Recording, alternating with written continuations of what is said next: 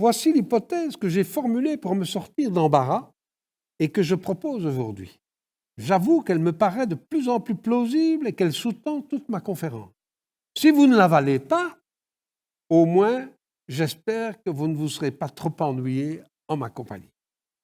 Toutefois, j'espère quand même, et aussi, ouvrir quelques horizons nouveaux à certains.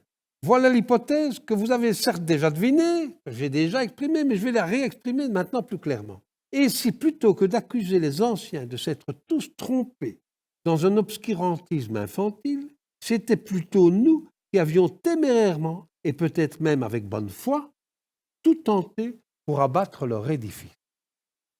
Faites, s'il vous plaît, je vous le demande, un petit effort d'imagination et admettez, même sans y croire, cette hypothèse. Supposez-la vraie. Vous devrez peut-être reconnaître qu'elle efface beaucoup de contradictions et de malaises dans le déroulé de notre histoire. Quoi qu'il en soit, voilà ce que cela donne. Les anciens possédaient la science philosophique, source de toutes les autres. Et nous l'avons perdue.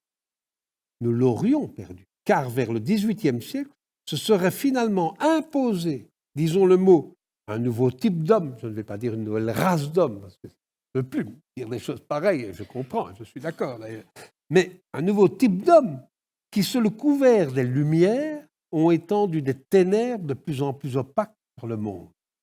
Leur parfaite réussite expliquerait en une fois la série des malheurs des 2 siècles maudits, les 19e et 20e siècles, remplis de machines infernales et destructrices, ainsi que l'immense désarroi d'un monde instable, devenu relatif dans tous les domaines, la dissolution des nations, l'abandon de toutes les valeurs que l'on croyait sûres, sans compter ce qui risque encore de nous tomber sur la tête, car le monde, on ne peut le nier, est inquiet aujourd'hui, comme devant le silence qui précède un grand orage, un peu comme dans la pastorale de Beethoven. Puis à un moment, ça tombe.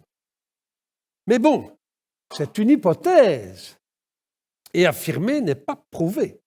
Essayons néanmoins de l'étayer quelque peu, cette hypothèse. Voyons quelques textes qui, je l'espère, susciteront votre curiosité et vous intéresseront, que vous ayez admis l'hypothèse ou non, auquel cas je ne vous en voudrais certainement pas.